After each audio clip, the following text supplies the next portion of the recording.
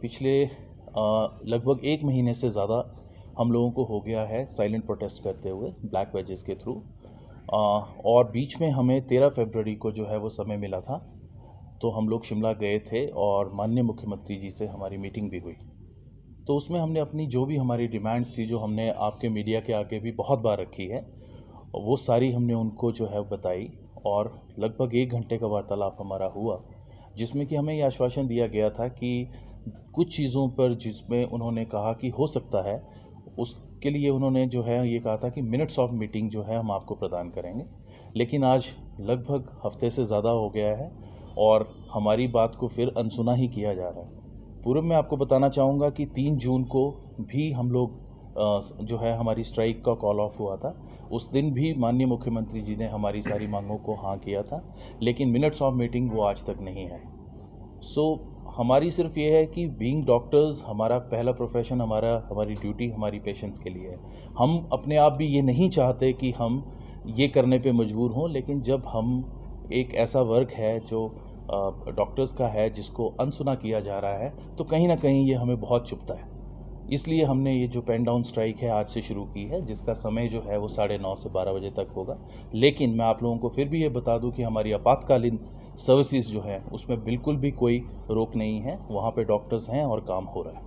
Sir, मुख्य मांगे क्या रहेंगी जिन पर कोई अभी तक कार्रवाई नहीं हो पाएगी? देखिए, हम काफ़ी बार बोल चुके हैं, लेकिन मुख्य मांगों में हमने इसको संक्षिप्त करते हुए सबसे पहली मांग जो रखी थी वो थी हमारी कि जो हमारे कॉन्ट्रेक्चुअल डॉक्टर्स हैं या जो लोग हमारे कॉन्ट्रैक्ट पे पीजी करके डॉक्टर्स आते हैं, इतने संघर्ष के बाद उनकी जो तनख्वाह है उसमें से एनपीए को डीलिंक कर दिया गया, जिसके बाद वो केवल 33,000 समथिंग रह गई है। आप सोच के बताइए कि क्या एक डॉक्टर 33,000 में अपना परिवार को कैसे चलाएगा। दूसरी चीज़ हमारी थी कि हम डॉक्टर्स की कोई बहुत ज़्यादा जो है वो प्रमोशंस नहीं होती।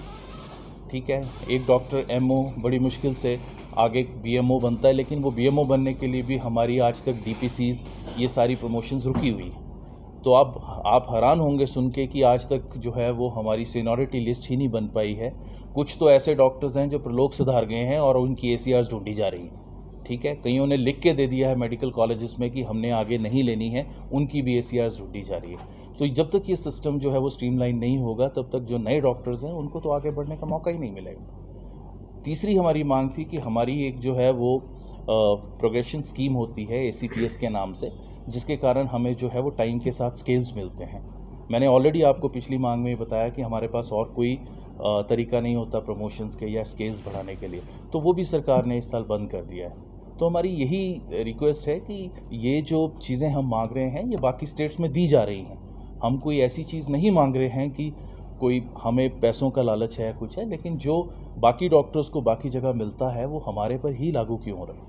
तो आज की जो भी इसके आगे की रणनीति होगी वो डे 1 को देख के आज एक सीसी मीटिंग शाम को 7 बजे रखी गई है, जिसमें स्टेट बॉडी के साथ बैठ के पूरा फर्दर डिसीजन और प्लान ऑफ एक्शन बनेगा कि ये कितने दिन चलेगा और मास कैजुअल लीव कब दी जाएगी।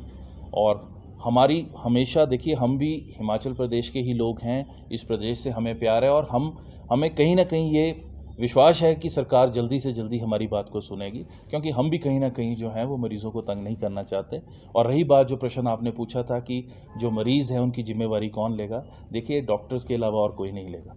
हम वही डॉक्टर्स हैं जो आज तक उनको देखते आए हैं, और जोनल हॉस्पिटल धर्मशाला लगभग टांडा को टक्कर देता है हर एक लेवल पे, ये आप लोग सब जानते हैं। वो मरीज़ आज भी हम ही देखेंगे, चाहे हमें जो है उसके लिए टाइम लगता है, लेकिन वो बर्डन भी हमारे ऊपर ही है। लेकिन कहीं ना कहीं आपके थ्रू हमारी यही रिक्वेस्ट है कि ये सरकार तक ये चीज़ें पहुँचें और हमारा जो है वो आगे हम इस पर कुछ डिसीजन ले पाएँ। धन्यवाद। सिटी चैनल के लिए धर्मशाला से नृपजीत निपी की रिपोर्ट।